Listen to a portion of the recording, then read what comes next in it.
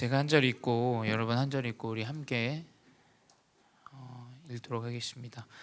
너는 그들로 이 일을 기억하게 하여 말다툼을 하지 말라고 하나님 앞에서 엄히 명하라. 이는 유익이 하나도 없고 도리어 듣는 자들을 망하게 함이라.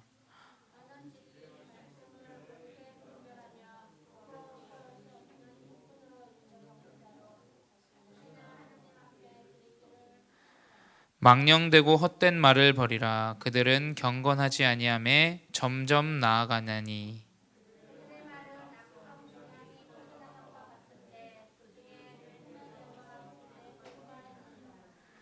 진리에 관하여는 그들이 그릇되었도다. 부활이 이미 지나갔다 하므로 어떤 사람들의 믿음을 무너뜨리느니라.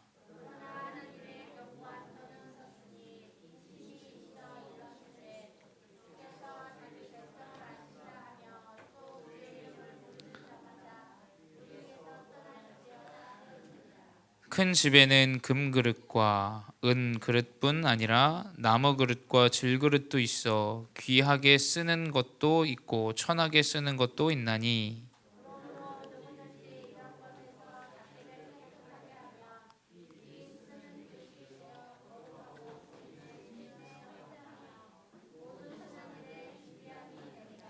또한 너는 청년의 정욕을 피하고 주를 깨끗한 마음으로 부르는 자들과 함께 의와 믿음과 사랑과 화평을 따르라.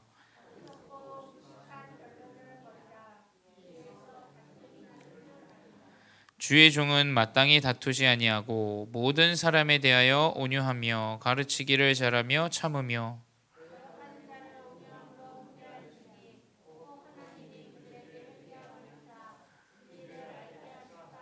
같이 읽겠습니다. 그들로 깨어 마귀의 올무에서 벗어나 하나님께 사로잡힌 바 되어 그 뜻을 따르게 하실까 함이라. 아멘.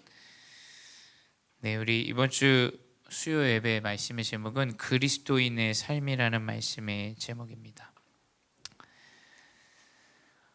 우리가 하나님의 은혜로 구원을 받고 하나님의 자녀 그리스도인으로 이 땅에 살아가는데 우리가 많은 제약들이 또 있을 거라고 생각하시는 분들도 계실 거예요. 그렇잖아요. 삶 가운데 기독교 교회 다니는 사람은 술 담배도 하면 안 되고 거짓말도 하면 안 되고 여러 가지 제약들이 있다라고 생각하는 게 일반적인 그런 우리 불신자들 복음을 모르는 사람들이 이제 생각하는 그리스도인의 삶이죠. 또 우리는 때때로 우리 스스로도 마찬가지입니다. 우리가 하나님의 자녀인데 예배라는 것을 이제 제약으로 생각할 때가 굉장히 많을 수도 있어요.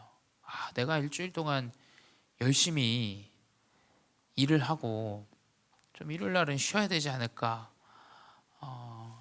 그렇게 생각할 수 있습니다.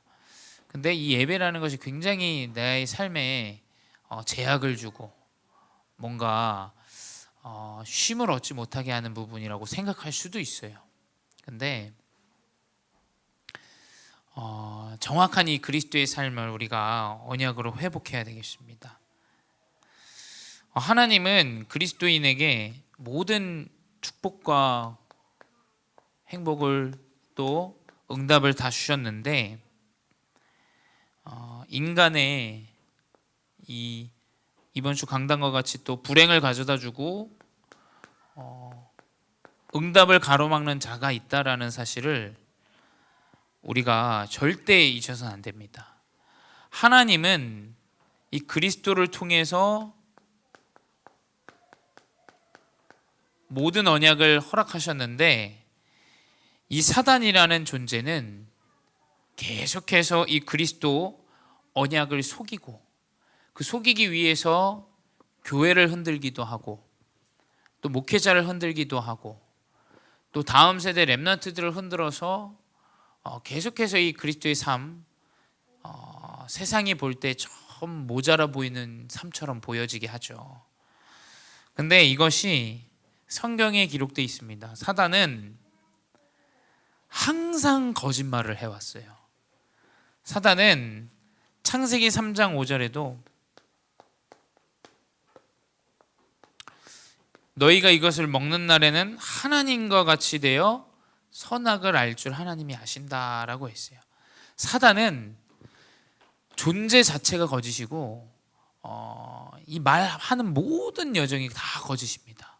거짓을 위해 존재하는 자체가 바로 사단이죠. 그래서 창세기 3장 5절에 하나님을 떠나게 되는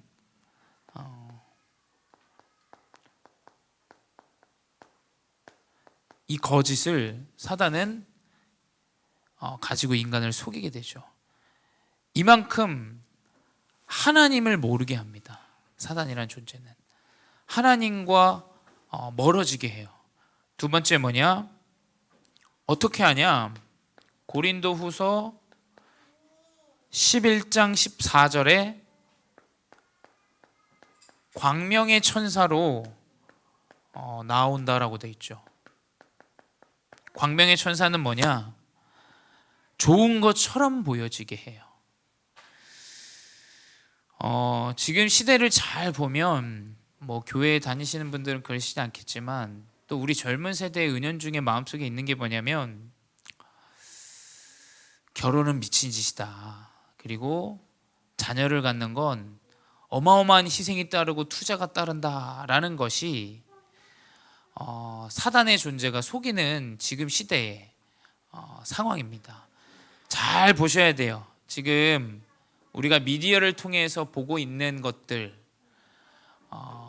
이제는 후대를 양육하고 키우는 것, 이것이 굉장한 투자, 또 많은 돈이 들고 또 이것이 굉장히 괴로움이라는 것처럼 이제 미디어가 속이고 있죠. 근데 말씀은 처음부터 얘기했어요. 창세기 1장 27절 28절에 남자와 여자에게 하나님은 축복을 주셨어요. 그러면서 생육하고 번성하고 땅에 충만하고 땅을 다스리고 바다의 고기와 공중의 새와 땅에 움직이는 모든 것들을 다스리라는 축복을 주셨는데 시대는 자꾸 반대로 갑니다. 시대는 잘 보셔야 돼요. 한번 생각해 보셔야 돼요. 내 마음속에 진짜 들어와 있는 이 가정이라는 부분 혹은 후대라는 부분이 혹여나 우리가 보고 있는 여러 가지 미디어들을 통해서 우리의 마음과 생각이 어쩌면 성경과 하나님의 말씀과 전혀 관계없고 말씀이 성취되어지지 않는 흐름 가운데 있지 않는가 생각해 보셔야 됩니다. 사단은 계속 그렇게 살아가게 해요. 광명의 천사. 그래서 마치 가정을 이루지 않으면 나에게 더 많은 것들을 투자하고 행복한 것처럼, 근데 그 안의 삶을 잘 들여다보면 또 그렇지 않아요. 많은 이득이 더 있을 것처럼 보이지만 또 그렇지 않습니다. 잘 생각해 보셔야 돼요. 사단은 가장 본인이 본인다워진다라고 생각하는 것을 가지고 속입니다. 나는 나야. 내가 주인은 나고 내 스스로의 삶은 내가 해야 돼. 그 가장 좋은 것들을 가지고 속여요. 말씀과 다르게. 결혼 안 한다고 행복합니까? 인생이? 그런 거 없어요. 자녀 없다고 행복합니까? 딩크족 행복합니까? 절대 그런 거 없습니다. 똑같아요. 근데 사단은 계속해서 이 말씀과 다르게 살아가게 해요. 그래서 디모데후서 2장 14절에 나와 있죠. 오늘 말씀입니다. 말다툼을 하지 말라고 하나님 앞에서 엄히 명하라. 이는 유익이 하나도 없고 도리어 듣는 자들을 망하게 함이라. 근데 우리는 이 망하는 사람의 말과 여러 가지 미디어의 말에 사단은 계속해서 속입니다. 그래서 좀 멈추는 시간이 필요한 부분도 있어요. 우리가 너무 많은 미디어에 노출이 되다 보면 심지어 이 말이 조금 어렵긴 합니다만 진짜 뇌가 바뀌게 돼요. 브레인 와시라 그래요. 이거를 진짜. 그래서 세뇌시키는 거예요. 이거 굉장히 사실은 사단이 쓰고 있는 전략이죠. 미디어를 통해서. 그래서 하나님의 언약을 이렇게 모르도록 지금 속이고 있다라는 사실을 우리가 놓쳐서 안 됩니다. 이렇게 속이는 가운데 우리야 이 복음을 가진 자들이 삶 속에서 살아가고 있어요. 사실은 힘들다라는 개념보다 혼란스럽다라는 개념이 저는 더 맞는 것 같아요.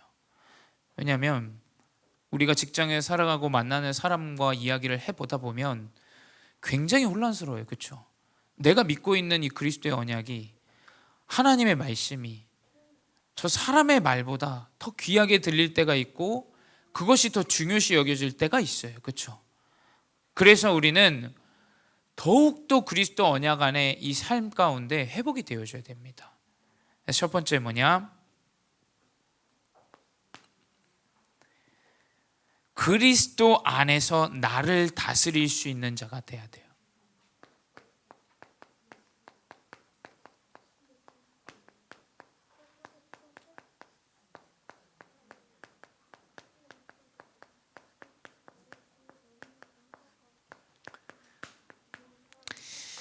그리스도 안에서 나를 다스리라. 어떻게 우리 스스로를 다스릴 수 있겠습니까? 저도 반복되는 제 영적인 문제, 혹은 갈등, 또 내가 생각하지 않았던 그런 문제들 앞에서 스스로를 다스리기가 굉장히 어려울 때가 많아요. 그렇죠?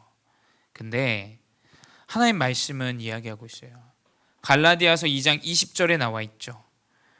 그리스도가 십자가에 못 박혔나니 그런즉 이제는 우리가 사는 것이 아니다. 오직 내 안에 그리스도께서 사시는 것이니 이제 내가 육체 가운데 사는 것은 나를 사랑하사. 그리스도 안에 사시는 분이 살아가시는 건데 내가 육체 가운데 사는 것은 이렇게 얘기하고 있어요. 나를 사랑하사 자기 자신을 버리신 하나님의 아들을 믿는 믿음 안에,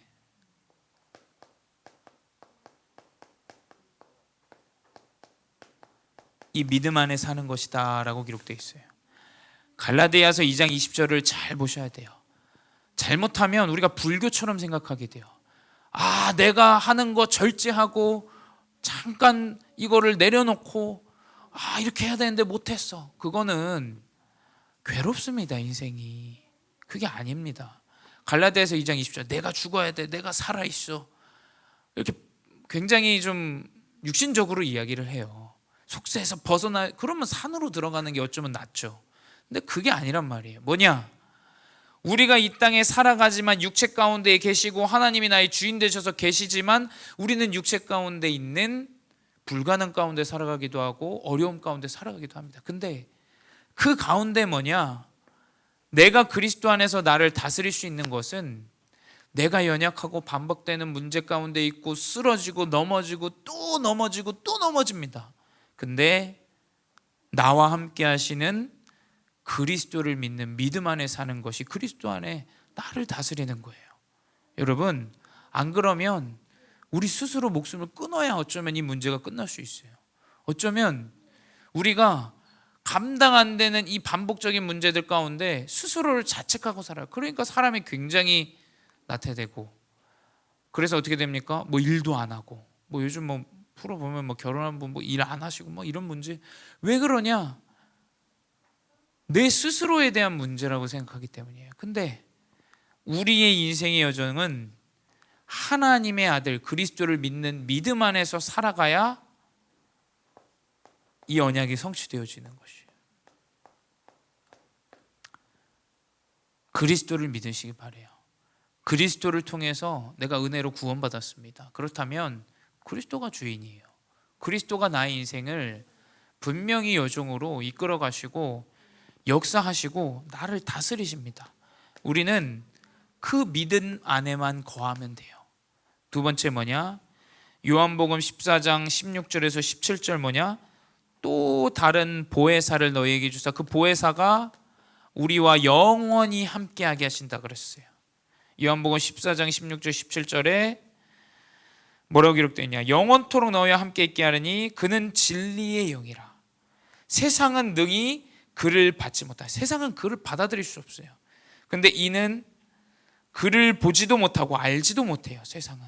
그러나 너희는 그를 아나니 그는 너희와 함께 거하시며 또 너희 속에 계시겠습니다. 이 보혜사 성령님께서 나와 함께 하심을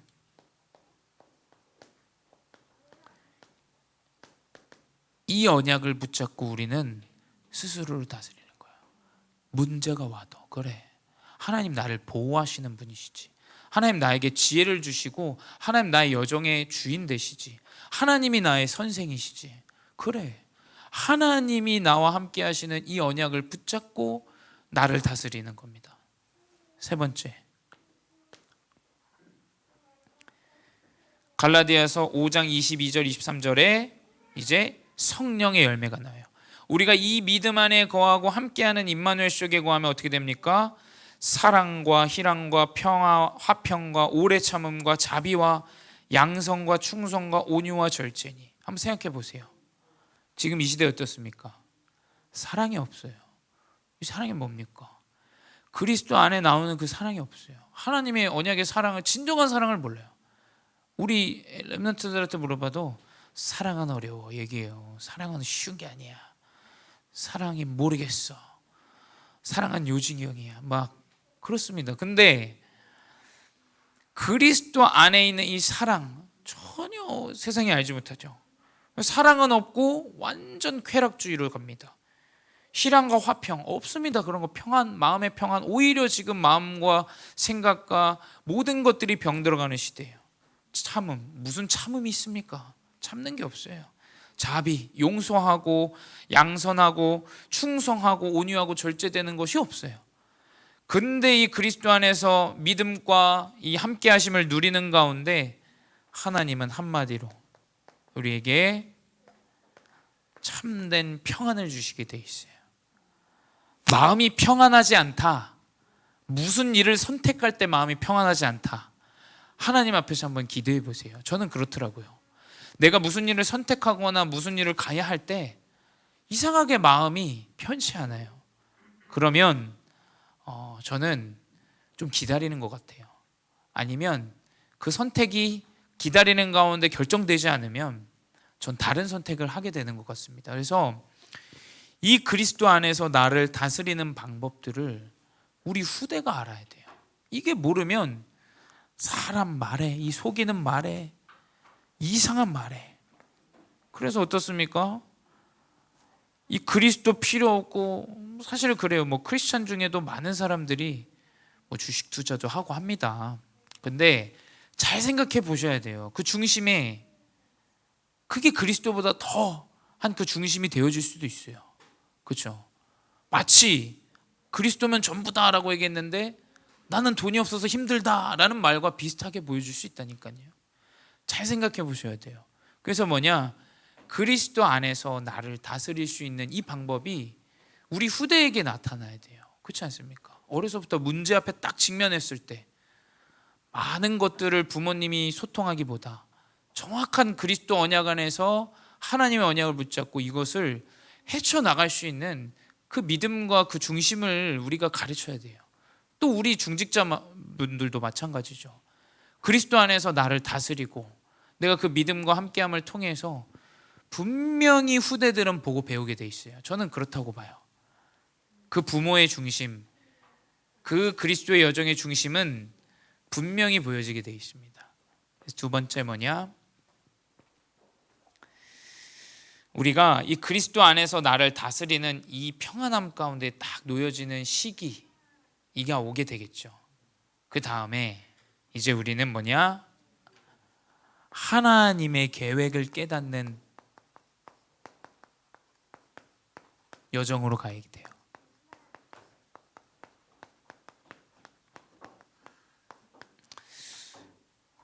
누군가는 문제를 통해서 사명을 찾습니다.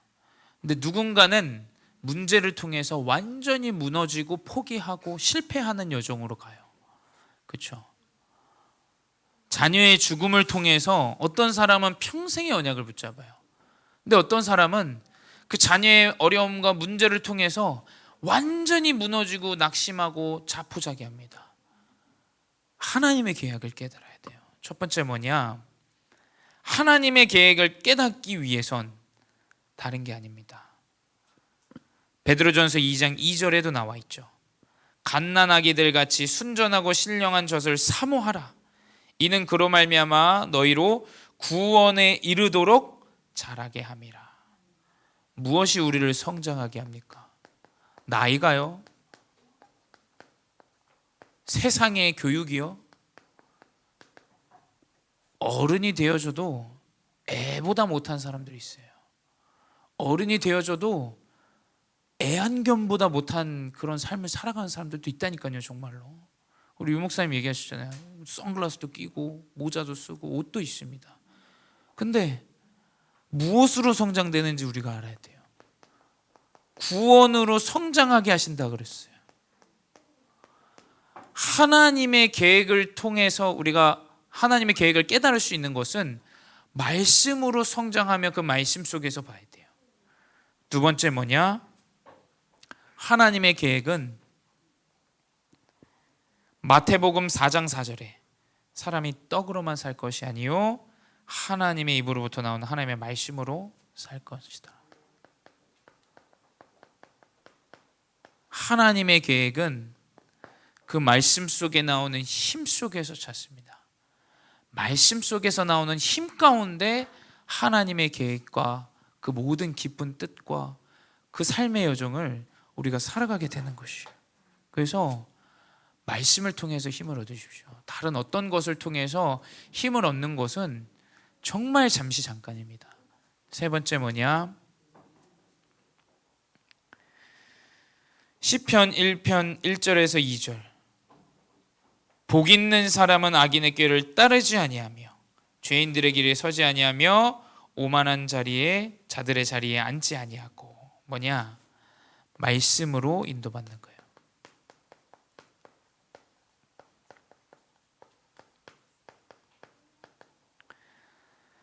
그래서 뭐냐? 오직 여호와의 율법을 즐거워하며 그의 율법을 주야로 묵상하는 도다. 이 다윗의 고백이죠. 다윗은 왕입니다. 왕. 근데 이 왕은 어려서부터 하나님의 율법을 주야로 묵상했어요. 왜냐? 그래서 주옥 같은 이 언약의 말씀을 다윗이 썼잖아요. 하나님의 이 그리스도의 언약은 내 발의 등이요 빛이요. 하나님은 모든 하나님의 계획을 말씀으로 인도하시게 돼 있어요. 네 번째, 하나님의 계획을 깨닫는 방법, 다른 게 아니죠. 하나님의 능력을 따라 사는 원동력이 되는 정확한 기도예요. 기도는 뭐냐? 하나님의 언약을 붙잡고 하나님의 계획을 깨닫고 하나님이 주시는 참된 능력을 따라 사는 원동력이 되어지죠. 기도는 원동력입니다. 영적으로 살아가는 원동력이에요. 그래서 마가복음 1장 35절에 예수님도 제자들이 일어나시기 전에 새벽에 먼저 기도하셨죠. 다윗도 마찬가지입니다. 시편 5편 3절에 아침에 일어나서 기도하는 삶을 살았어요. 그리고 또 뭡니까? 사도행전 2장 1절에서 10절 이 마가다락방에 제자들이 한 곳에 모여서 기도합니다. 또 뭡니까? 데살로니가전서 5장 17절 쉬지 말고 기도하라 라고 성경에는 너무나 많은 이 기도의 기록들이 나와 있어요. 그리고 뭐냐? 이 기도를 깨요.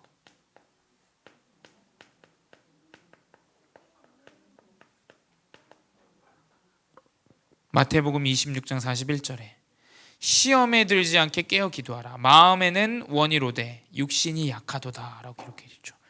이 제자들이 자고 있는 예수님이 제자들이 자고 있을 때 하신 말씀이에요. 깨어서 기도하라. 뭐 육신적으로 깨라는 말도 마찬가지겠지만 영적인 부분을 깨우는 것은 기도다라고 말씀하세요.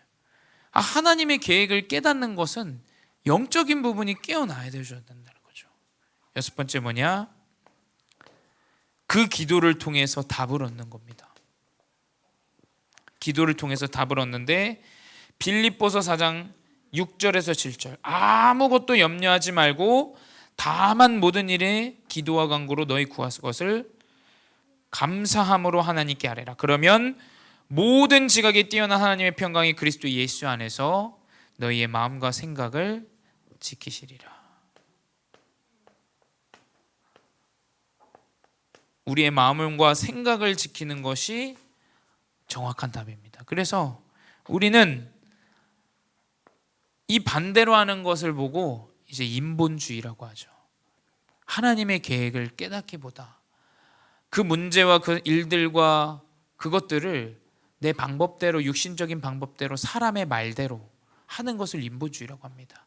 그래서 우리 모든 중직자분들이 하나님의 언약의 말씀, 그리고 기도, 이 두 가지가 정확하게 누려지는 삶으로 살아가는 것이 하나님의 계획을 깨닫는 삶인 줄 믿습니다. 세 번째 이제 하나님의 계획, 나를 다스리고 하나님의 계획도 깨닫게 되어진다면 이제 우리는 하나님의 말씀에 순종하는 겁니다.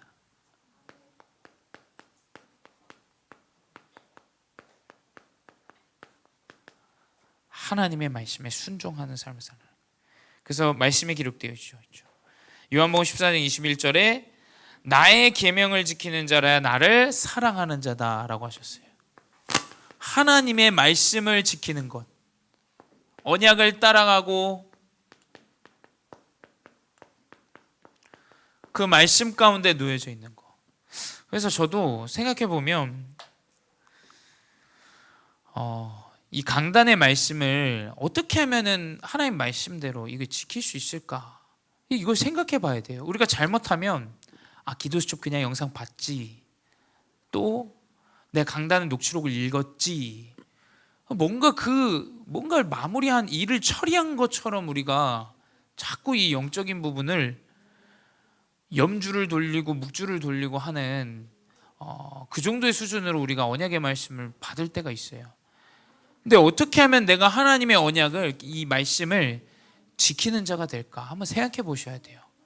강단의 말씀이 떨어진다면 내가 어떻게 하면 그 말씀대로 살아갈 수 있는 자가 될까? 내가 어떤 부분을 삶에 적용할 수 있는 것이 될까?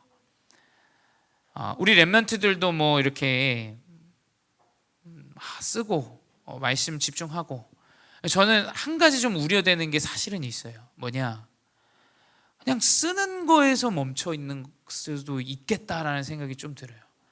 이거를 삶에 적용하는 부분이 사실은 더 중요합니다. 그렇죠? 쓰는 건 그냥 목사님 쓰는 거 쓰면 돼요. 렘넌트들도 아마 쓰는 그대로만 쓸 거예요. 아무것도 모르고. 근데 그건 아무 의미가 없습니다. 그렇지 않습니까? 그 말씀이, 이 계명이 나의 삶 속에 적용되어지고 나의 삶의 진짜 도전으로, 타이틀로 세상 사람들도 본인의 목표를 딱 적어놓고 그걸 향해 나아가요. 근데 우리는 영원하신 하나님의 언약의 말씀을 자꾸 육신적인 행위적인 어떠한 문제를 그냥 딱 끝낸 것처럼 이렇게 됩니다. 이 계명을 지키는 방법이 우리 개개인에게 좀 개인화가 되어지는 게 필요합니다. 두 번째 그리고 빌립보서 2장 13절에 너희 안에서 행하시는 이는 하나님이시니라고 기록되어 있죠. 우리는 순종만 하는데 하나님께서 행하시는 거예요. 말씀을 순종하는 자에게는 분명히 하나님이 행하십니다. 그래서 자기의 기쁘신 뜻을 위하여 너희에게 소원을 두고 행하게 하시나니. 우리의 계획이 아니죠. 하나님의 소원을 이루시는 게 우리의 여정이에요. 하나님은 나의 인생 가운데 하나님의 소원을 이루세요. 세 번째 그래서 우리는 이 하나님의 언약의 말씀을 순종하는데 너는 마음을 다하고 목숨을 다하고 뜻을 다하여 주 너의 하나님을 사랑하라.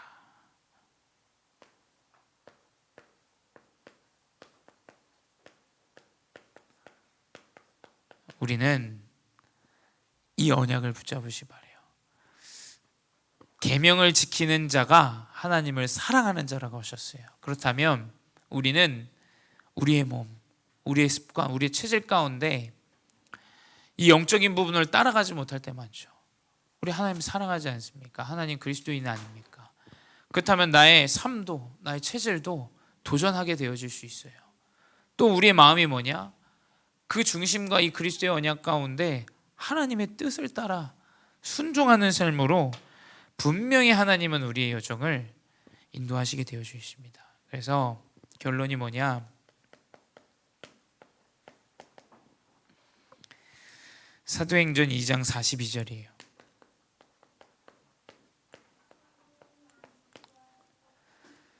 그리스도인의 삶은 사도의 가르침, 사도가 무엇을 가르쳤겠습니까? 하나님의 말씀을 따라, 사도의 가르침을 따라 서로 교제하고 서로 떡을 떼며 또 뭡니까? 오로지 기도하기를 힘쓰는 거예요. 이것이 뭐냐? 그리스도인의 삶인 줄 믿습니다. 그래서 다른 것 아니라 우리가 이 사단에 속이는 이 영 가운데서 정확한 그리스도의 언약을 붙잡고 승리하는 참된 증인으로 이번 한 주 승리하시기 바랍니다. 기도하겠습니다. 사랑의 하나님 감사합니다. 언약의 말씀을 주시고 연약한 나의 육신의 삶 가운데서도 육체 가운데서도 정확한 그리스도의 언약을 붙잡게 하시니 감사합니다. 주님, 연약한 우리의 인생, 또 부족하고 무너지는 우리의 인생 가운데 은혜로 우리를 자녀 삼으셨사오니 우리가 참된 그리스도인의 삶이 회복되게 하여 주시옵소서. 정확한 언약 가운데, 정확한 기도 흐름 가운데 하나님 사람을 살리고 참된 복음을 전달하는 전도자로 인도하여 주시옵소서. 지금도 살아계신 주 예수 그리스도의 이름으로 기도드렸사옵나이다. 아멘.